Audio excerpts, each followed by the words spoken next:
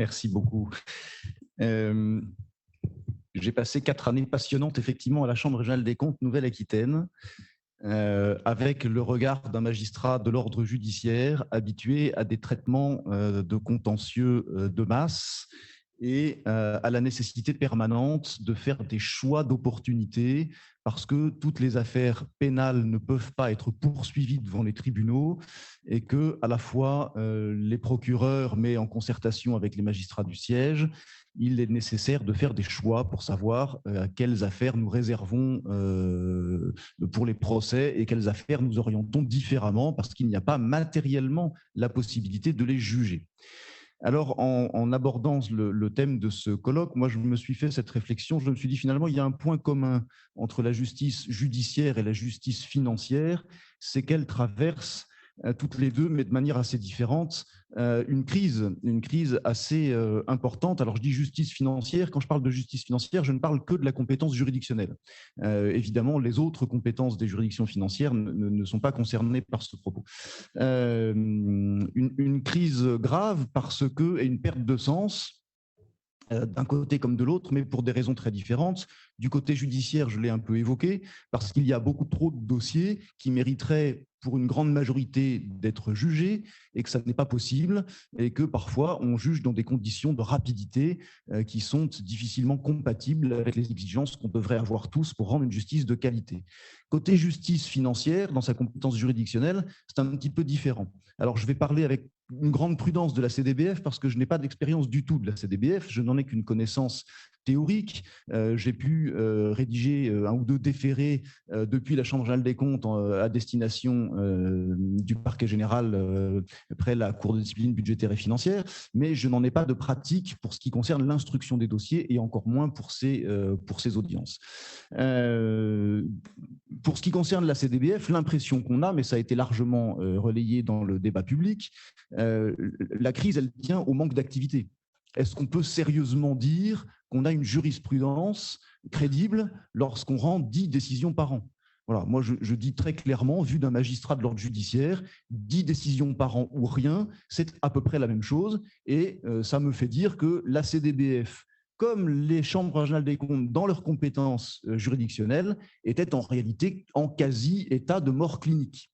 Alors, pour ce qui concerne les chambres régionales des comptes, dans la question du jugement des comptes, mais on devrait dire du jugement des comptables dans la réalité sociologique de ce que font les juridictions financières.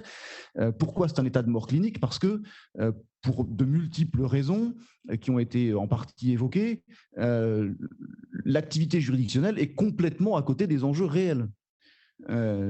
Complètement. Le contrôle des comptes est un contrôle formel, parfois effectivement très tatillon, mais un contrôle formel qui rate généralement les enjeux réels de ce que devrait être la responsabilité personnelle et pécuniaire des comptables publics. Ça tient en grande partie au fait que les règles du contrôle sélectif, qui devraient être mises en place par le réseau des comptables, sont elles-mêmes appliquées de manière extrêmement superficielle, en réalité quasi exclusivement statistiques, et que les comptables publics eux-mêmes, dans les directives qui leur sont données et les moyens qui leur sont alloués, passent complètement à côté du sujet de ce que devrait être la réalité d'un contrôle sélectif assis sur une réelle cartographie des risques et non pas uniquement un examen statistique des erreurs dans l'exécution de la dépense. Une fois qu'on a dit ça, la conclusion que j'en tire, c'est qu'il ne faut pas, en tout cas pour ma part, je ne serai jamais nostalgique de l'ancienne responsabilité personnelle et pécuniaire des comptables publics, avec tout ce qui a été dit, et je ne le redis pas, sur quelle est l'effectivité de la sanction qui est prononcée pour le comptable public. Un sentiment personnel très fort, ça on le voit dans les audiences, d'atteinte à l'honneur du comptable public. Le comptable public vit extrêmement mal sa mise en cause devant la juridiction financière. Mais pour ce qui concerne la réalité, l'effectivité de la sanction, au-delà du caractère très personnel qu'elle peut revêtir pour le comptable, c'est à peu près zéro, en raison notamment du système de remise par le ministre. Donc l'effectivité, n'est pas au rendez-vous, l'efficience encore moins. C'est assez fascinant quand on vient du monde judiciaire de voir que pour juger les comptes ou le comptable, on peut réunir 5, 6 magistrats financiers qui vont délibérer collégialement avec une très grande qualité d'ailleurs et d'instruction et de débat en délibéré. On rêverait de pouvoir faire ça dans le monde judiciaire où l'on juge en 10 minutes à juge unique des dossiers en prononçant des peines d'emprisonnement fermes qui ont des conséquences, on va dire, différentes des conséquences qu'on prononce en matière de responsabilité pécuniaire et personnelle des comptables publics. Donc, pour ma part, aucune nostalgie de ce régime de responsabilité personnelle et pécuniaire des comptables publics. Pour ce qui est de la Cour de discipline budgétaire et financière, il faut nuancer le propos, parce que la jurisprudence de la CDBF dit des choses réelles et prononce des sanctions qui ont une vraie portée. Alors, on pourrait rêver de multiplier par 10, 100 000 le montant des sanctions, je ne sais pas, ça c'est, je ne suis pas sûr que ce soit opportun. Ce que je vois, moi, c'est que sur la portée symbolique et sur la réalité des enjeux et l'importance des enjeux qui sont appréhendés par la CDBF, on est quand même sur un terrain assez différent. Pour la CDBF, la critique principale, c'est son incapacité pour de multiples raisons, à avoir une activité à la hauteur de ce qu'il faudrait faire, parce qu'on ne fera croire à personne, à aucun citoyen en tous les cas, qu'il n'y a que 10 affaires en France par an qui méritent un examen par la CDBF. Alors, une fois qu'on a dit ça, il faut s'intéresser un peu à ce projet de réforme. Je ne vais pas y revenir dans le détail parce que des gens bien plus qualifiés que moi m'ont dit des choses beaucoup plus intelligentes, mais je vais vous donner quand même un sentiment par rapport à ça, qui est un sentiment moins négatif peut-être et plus optimiste sur ce qu'il est possible de faire de cette réforme et en tous les cas sur un certain nombre de points de satisfaction, de mon point de vue, de la réforme telle qu'elle a été pensée. Alors, cette réforme, elle n'est certainement pas parfaite. Il n'y a pas de réforme parfaite, ça se saurait. Mais elle apporte, de mon point de vue, des éléments qui sont intéressants et sur lesquels il est possible de baser un renouveau de cette activité contentieuse et une jurisprudence qui ait véritablement un sens.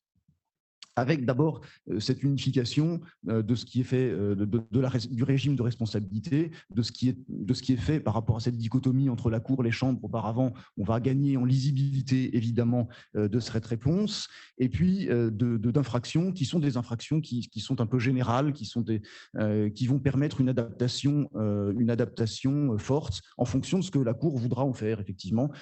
C'est vraiment l'avenir qui dira quel est le contenu réel de cette réforme. Alors, on peut toujours gloser sur l'imperfection de la rédaction, c'est toujours le cas dans tous les domaines. Je ne crois pas qu'il y ait d'obstacles absolument insurmontables. L'idée d'une faute grave et d'un préjudice significatif, bon, c'est peut-être pas la formule la plus heureuse qu'on aurait pu trouver, mais en réalité, est-ce qu'on peut surmonter l'obstacle? Je crois que oui. Je crois que ça n'est pas si redondant que ça. On peut distinguer effectivement la gravité de la faute par la nature de la faute elle-même et distinguer par ailleurs l'importance d'un préjudice. Tout ceci n'est en réalité pas très nouveau. Et le préjudice significatif, c'est une formule qui, à mon avis, permet une certaine latitude pour la Cour des comptes. Ce sont des choses qu'on connaît dans la pratique, même si ce n'est pas écrit par ailleurs. Je voudrais souligner par rapport à la matière pénale, par exemple, que des seuils de significativité existent, qui ne sont pas dans les textes, mais qui existent évidemment. Je me souviens que dans les tribunaux de commerce, par exemple, quand on a des liquidations de sociétés avec des insuffisances d'actifs en région parisienne, des insuffisances d'actifs qui sont inférieures à 100 ou 150 000 euros selon les ressorts, il n'y a pas d'examen approfondi d'éventuelles fautes de gestion ou de responsabilité pénale, encore moins. Que depuis très longtemps maintenant, la question de la poursuite ou non dans les dossiers d'abus de biens sociaux a toujours été soumise à l'appréciation des seuils de significativité du préjudice et qu'un abus de biens sociaux à 2 000 euros, ça n'est poursuivi devant aucune juridiction pénale dans ce pays. Donc, on l'a écrit, très bien, on aurait pu ne pas l'écrire, ça n'aurait pas changé grand-chose. En réalité, ce n'est pas un vrai sujet.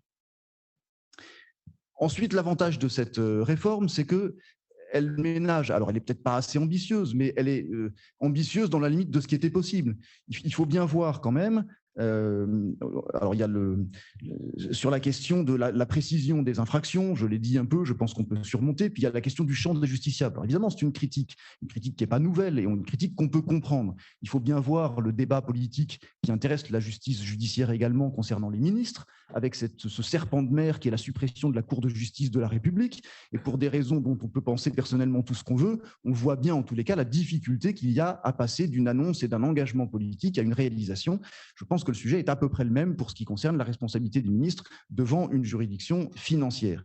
Et pour ce qui concerne les élus locaux, la situation est un petit peu différente, mais elle n'est pas neuve non plus. Et on voit bien, pour revenir sur la question du risque pénal, depuis des années, c'est un débat qui est revenu 15-20 fois devant le Parlement, le sentiment d'insécurité juridique dans lequel vivent les élus locaux, en nous disant pour un oui, pour un non, on va être poursuivi pour prise illégale d'intérêt, pour favoritisme ou infraction de ce type.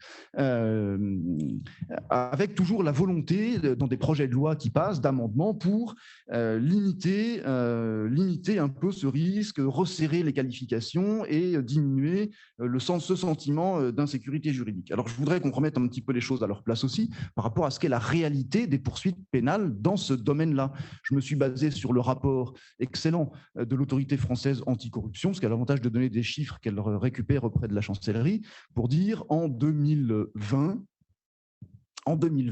on a 41 condamnations pour prise illégale d'intérêt et 37 condamnations pour favoritisme pour l'ensemble du territoire de la République métropolitain et ultramarin. En 2019, c'était à peu près la même chose, puisqu'on avait 52 condamnations pour prise illégale d'intérêt et 35 pour favoritisme, également pour l'ensemble du territoire de la République, sachant que ces chiffres assez lamentables s'appuient sur un nombre de dossiers transmis qui était supérieur, qui est un nombre de dossiers qui est de l'ordre de 800 dossiers, un petit peu plus de 800 dossiers en 2020 comme en 2019, mais que sur ces 800 dossiers à peu près qui sont transmis à l'autorité judiciaire, il y a systématiquement plus de 60% des dossiers qui sont classés sans suite pour infractions insuffisamment caractérisées. C'est-à-dire que sur la base des investigations, on s'aperçoit, après examen, qu'en réalité, il n'y a pas matière à engager des poursuites pénales. On ne parle même pas d'opportunité. On parle de motifs juridiques qui empêchent l'examen des poursuites. Donc ce risque pénal qui est invoqué tant qu'ils peuvent par les élus locaux, en réalité, il n'existe pas. Je crois qu'il faut sortir de ce fantasme-là et avoir une approche un peu différente des choses. Ma vision de l'avenir de la fonction juridictionnelle, je vais essayer d'accélérer un petit peu, des juridictions financières, c'est une vision partagée en réalité dans un continuum de la réponse publique à des manquements qui sont constatés. Si chacun regarde son précaré en regardant son voisin avec défiance, c'est certain qu'on n'arrivera à rien et que les seuls qui en tireront le bénéfice sont les personnes qui ne souhaitent pas respecter les règles de la régularité comptable et financière et de la transparence et de l'exemplarité qui est attendue d'eux. Je partage assez fortement ce que le président Paul Serre évoquait il y a un instant, qu'il n'y a pas que la réponse juridictionnelle qui est importante, c'est une question de gradation en fonction de l'appréciation qu'on se fait en délibéré dans les juridictions financières notamment, mais pas exclusivement, du manquement, à la fois la gravité du manquement lui-même et la gravité de l'atteinte à la valeur protégée, de l'importance de la valeur protégée.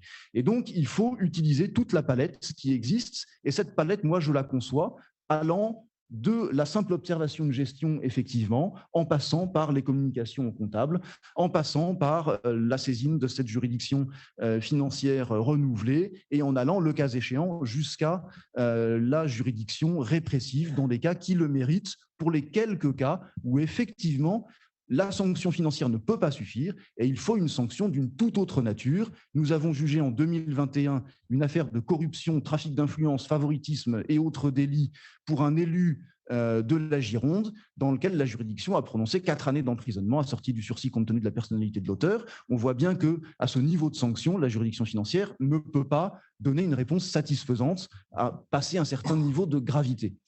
Il y a évidemment un enjeu d'acceptabilité, de compréhension de la sanction par l'ordonnateur lui-même ou le comptable, le cas échéant. Tout ne peut pas partir au pénal, ce serait incompréhensible et contre-productif, et il est certainement plus acceptable pour un ordonnateur ou un comptable de se voir infliger une amende administrative dont on peut discuter le caractère répressif sur le fondement des textes européens, et en réalité il n'y a pas de discussion, ça présente un caractère répressif, mais ça garde la nature d'une sanction administrative qui est nécessairement moins stigmatisante et qui a des conséquences nécessairement très différentes pour la suite de la vie de la personne. Il n'y a pas de casier judiciaire pour les sanctions administratives, par exemple, et ce n'est pas une petite différence s'agissant de personnes qui veulent continuer une activité dans la sphère publique. Je je ne partage pas entièrement tout ce qui a été dit tout à l'heure. En revanche, sur la ligne de partage entre ce qui relèverait de la responsabilité financière et ce qui relèverait nécessairement de la responsabilité pénale.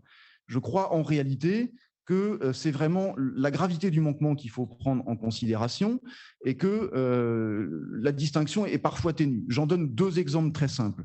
Devant la juridiction financière, on va pouvoir engager la responsabilité pour le défaut de production des comptes, ce qui est une infraction assez formelle. Mais en réalité, devant l'autorité judiciaire, on va pouvoir engager des poursuites pour la présentation de comptes inexacts.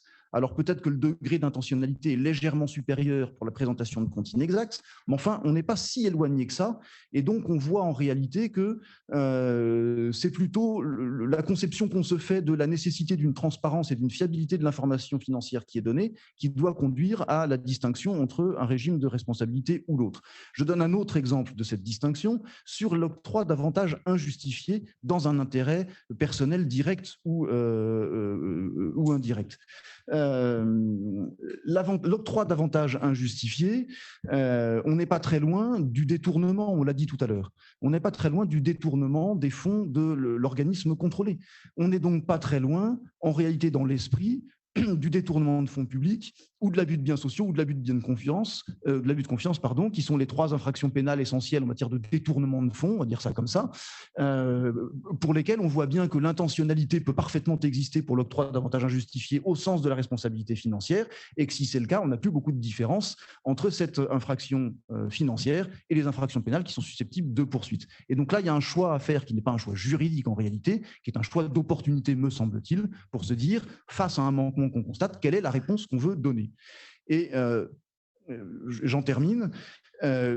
C'est un peu le sens de mon intervention de dire il faut de la concertation entre les acteurs, elle existe, elle se renforce, et il faut essentiellement que chacun des acteurs, et notamment les magistrats des chambres régionales des comptes, puisqu'elles sont concernées, puisqu'on parle de leur perte de compétences juridictionnelles, ce qui est un fait, mais elles gardent une responsabilité primordiale, essentielle, pour faire vivre ce régime.